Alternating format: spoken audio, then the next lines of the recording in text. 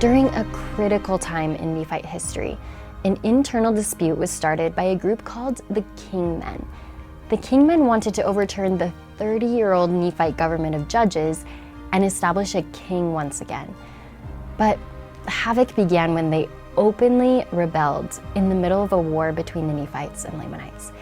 So where did these Kingmen come from, and why did they want political power? Their lineage may have the answers. According to Mormon, those who were in favor of kings were those of high birth, and they sought to be kings. They professed the blood of nobility. It's likely that these claims to nobility reflected their actual heritage as descendants of Mulek. Helaman 6:10 reveals that Mulek, who had been mentioned in the book of Omni as the founder of the people of Zarahemla, had been a son of King Zedekiah, the king of Judah, at the time that Lehi and Nephi fled Jerusalem. Mulek's name is even derived from the Hebrew root MLK, meaning king or to reign. Descendants of Mulek thought he was the only surviving royal heir. They could reasonably have claimed that they were the last and only descendants of King David and the heirs of the covenant the Lord had made with him centuries earlier, promising that through him a kingdom would come that would endure forever.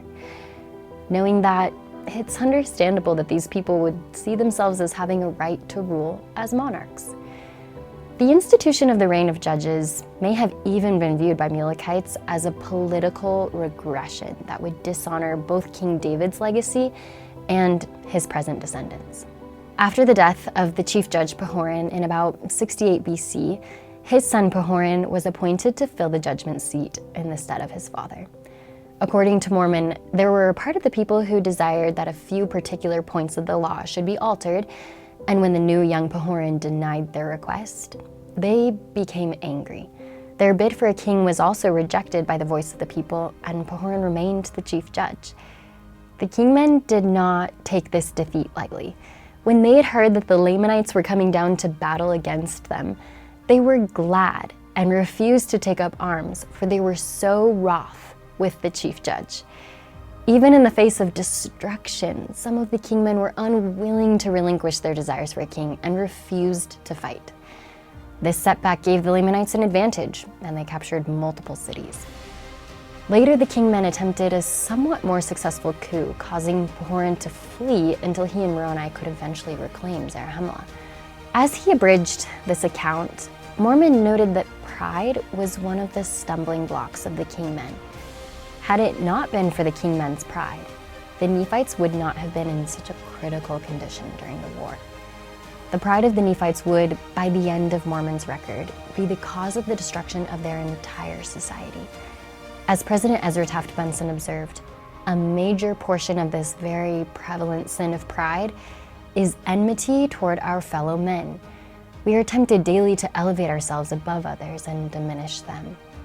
As C.S. Lewis wrote, pride gets no pleasure out of having something, only out of having more of it than the next man. It is the comparison that makes you proud, the pleasure of being above the rest. Though understandable considering their lineage, the Kingmen ultimately sought to put themselves in a position above their brethren, thinking they knew better, leading to disunity among the Nephites. We, instead, can follow the Book of Mormon admonition to think of our brethren like unto ourselves and seek to lift and support one another. Following this teaching will bring us closer to Jesus Christ. If you'd like to read the full KnoWhy article, click on the link in the description below.